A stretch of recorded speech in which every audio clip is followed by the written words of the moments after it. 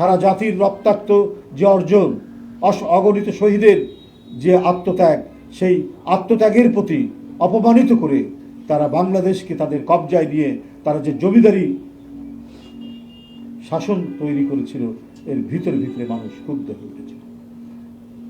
এরপর তাদের অভ্যন্তরীণ নানা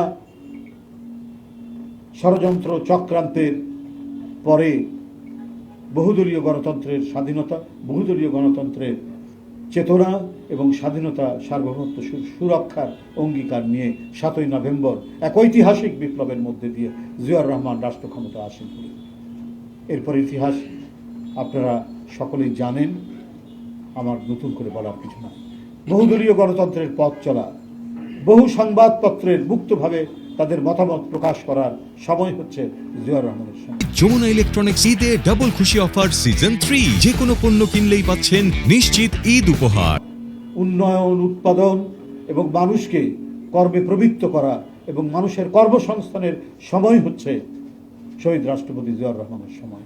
আইনের শাসন প্রতিষ্ঠার সময় হচ্ছে শহীদ রাষ্ট্রপতি জিয়াউর রহমানের সময়। আমি প্রায় বলি, এবং সেই সময় একটা কথা প্রচলিত ছিল যে মানুষ সেই সময় ঘরের দরজা খুলে ঘুমাতে পারত। আইন শৃঙ্খলার পরিণতি এমন একটি উন্নততর অবস্থার মধ্যে চলে গিয়েছিল। বন্ধুরা, আজও যেমন ঠিক তখনও একই অবস্থা ছিল। চক্রান্তকারীরা, যাদেরকে বিদেশ থেকে মদত দেওয়া হয়, সেই পরাজিত শক্তি নানাভাবে নানা কায়দায় চক্রান্ত করতে করতে দেশের একজন শ্রেষ্ঠ সন্তান, দেশের একজন শ্রেষ্ঠ দেশপ্রেমিক, মুক্তিযুদ্ধের এক অনন্য মুক্তিযোদ্ধা, সেক্টর কমান্ডার, স্বাধীনতার ঘোষককে হত্যা করা হয়েছে চট্টগ্রাম কালুরঘাটে, চট্টগ্রামে সার্কিট হাউসে। আবার গণতন্ত্র অবরুদ্ধ, আবার গণতন্ত্র হত্যা, আবার তার সহধর্মিনী শহীদ রাষ্ট্রপতি জিয়ার সহধর্মিনী দেশনেত্রী বেগম খালেদা জিয়া গণতন্ত্র পুনরুদ্ধারের 9 বছরের এক অবিসংবাদিত নেতৃত্বের মধ্যে দিয়ে, আন্দোলন সংগ্রামের মধ্যে দিয়ে আবার গণতন্ত্র ফিরে পাওয়া। এই বারবার বিএনপি এবং তার নেতৃত্বে গণতন্ত্র ফিরে পাওয়ার জন্য যে সংগ্রাম, যে ত্যাগ, যে তিতিক্ষা তারা দেখিয়েছেন, এটা ইতিহাসের উজ্জ্বল অধ্যায় হিসেবে আজও মানুষের কাছে প্রতিষ্ঠিত আছে। শেখ হাসিনা আইন দিয়ে, আদালত দিয়ে, জোর করে, হুমকি দিয়ে, রাইফেলের মুখে ইতিহাস বদলাতে চেয়েছেন, কিন্তু মানুষ সেই ইতিহাস শোনেনি, মানুষ সেই ইতিহাসকে গ্রহণ করেনি। ছাত্র জনতা যখন তাদের বয়স বৃদ্ধি পাওয়ার সাথে সাথে, অর্থাৎ ওরা যখন ছোট ছিল, ওরা যখন স্কুল, কলেজ, ইউনিভার্সিটি যখন পড়ছে, তখন প্রকৃত ইতিহাস জানতে পেরে তারা রাজপথে নেমে এসেছে। মিথ্যাচার দিয়ে দেশের বরেণ্য রাজনীতিবিদ, মুক্তিযোদ্ধাদেরকে অপমানিত করে শেখ হাসিনা তার সাধের রাজত্ব কায়েম করার চেষ্টা করেছিলেন, কিন্তু সেটি অবশেষে সফল করতে পারেনি। বাংলাদেশ এমন একটি দেশ, যে দেশে স্বৈরাচার আসতে পারে কিন্তু স্বৈরাচার টিকে থাকতে পারে না। এই ইতিহাস আমরা সেই মধ্যযুগ এবং আমরা আদিম যুগ থেকে আমরা সেটা দেখে আসছি। যে মাৎসন্যায় বলে একটি কথা, যে অরাজকতার কাল, শেখ হাসিনার যেমন অরাজকতার কাল, এটা 1500 বছর আগেও এই মাৎসন্যায় শব্দটি ছিল, অর্থাৎ বড় বড় মাছ ছোট ছোট মাছকে খেয়ে ফেলত। কিন্তু তারপরেও বিভিন্ন বাংলার বিভিন্ন এলাকার যারা প্রভাবশালী মানুষ, তারা একত্রিত হয়ে তারা যখন একটি শক্তিশালী কেন্দ্রীভূত শাসন তারা তৈরি করেছিল গোপালের নেতৃত্বে। তো এইভাবেই তো আমাদের এদেশের ইতিহাস রচিত হয়েছে। সংগ্রাম, আন্দোলন, উৎপীড়নের বিরুদ্ধে প্রতিরোধ করা, সেই ধারাবাহিকতারই আমরা উত্তরাধিকার, আমরা সেটাই আজও বহন করছি। আজ সেই উত্তরাধিকারের আরেকজন নেতা বিএনপির ভারপ্রাপ্ত চেয়ারম্যান তারেক রহমান। শত লাঞ্ছনা, গঞ্জনা, শারীরিক অত্যাচার, তার উপরে যে নির্মমতা দেখানো হয়েছে, সব কিছুকে সে হজম করে, বরণ করে গণতন্ত্রকে পুনরুদ্ধারের জন্য তিনি নেতৃত্ব দিয়েছেন। অনেক দূরে ছিলেন, কিন্তু দিন রাত অবিশ্রান্ত তার পরিশ্রমের মধ্যে দিয়ে গোটা জাতিকে ঐক্যবদ্ধ করেছিলেন। সব মিলিয়ে ছাত্র জনতার যে আন্দোলন জুলাই আগস্টে যেটি বিজয় লাভ করেছে 5ই আগস্টে, সেটি সমর্থন হয়েছে। এর পেছনের কারিগর হিসাবে, এর নেতৃত্ব হিসাবে তারেক রহমানের ভূমিকা এদেশের ইতিহাসে উজ্জ্বল অধ্যায় হিসেবে থাকবে। বন্ধুরা আমার, তাই আমরা মনে করি যে পরিবর্তন হয়েছে, যে পরিবর্তিত রূপ, সেই পরিবর্তিত রূপে অতীতের মানে গত যে সরকার, সেই সরকারের যে অব্যবস্থাপনা, লুটপাট এবং তারা যে লুটপাটের জন্য জনগণের প্রতি যে উদাসীনতা দেখিয়েছে, সেটা যেন না হয়, সেটার পুনরাবৃত্তি যেন না হয়। বন্ধুরা আমার, যদিও এই ঈদ উল ফিতরে নিত্যপণ্যের কিছুটা দাম কমলে পরেও ডাল, তেল, মুরগির বাজার এখনও অস্থির রয়েছে। এটা কিন্তু হু হু করে বাড়ছে। তো মূল মানুষের তো এখনও স্ট্যাপল ফুড হচ্ছে, প্রধান খাদ্য হচ্ছে চাল। তো চালকে তো নিয়ন্ত্রণ করা দরকার। সরকারের এই দিকে কোনো মানে পদক্ষেপ আমরা দেখছি না। এই পদক্ষেপগুলি গ্রহণ করতে হবে। বন্ধুরা,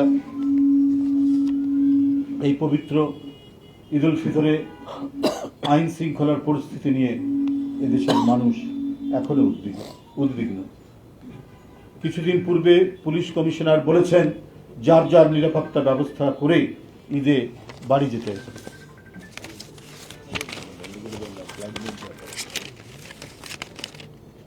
যেতে হবে। পুলিশ কমিশনারের বক্তব্যের পর মানুষ আরও আতঙ্কিত হয়ে পড়েছে। চুরি, ডাকাতি, ছিনতাই আরও বেড়ে গেছে। পুলিশ কমিশনার তো ওনার প্রধান দায়িত্ব হচ্ছে কি মানুষের মধ্যে নিরাপত্তা বোধ সঞ্চার করা।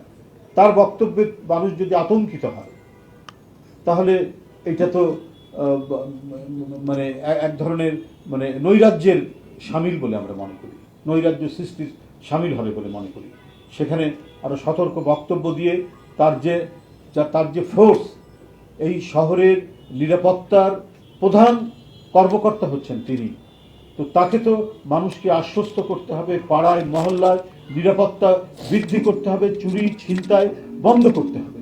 আমাদের যে দেশে আমাদের চোখের সামনে ছিনতাই হয়ে যায়, কারওয়ান বাজার থেকে আসলে সিএনজির মধ্যে বসে থাকা কোনো নারীর গলার সোনার চেন আমি নিজের চোখে দেখেছি ছিনতাই করে নিয়ে যাচ্ছে।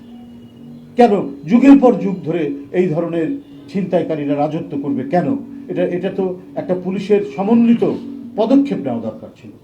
না করে যদি বলেন যে আপনারা নিজেরাই নিজেদের নিরাপত্তা করবেন, দিবেন, তাহলে পুলিশ প্রশাসন আছে কেন?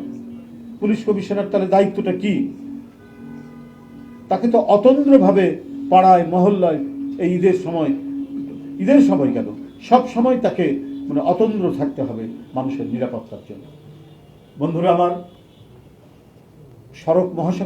সড়কের অবস্থাও তো খুব একটা ভালো না।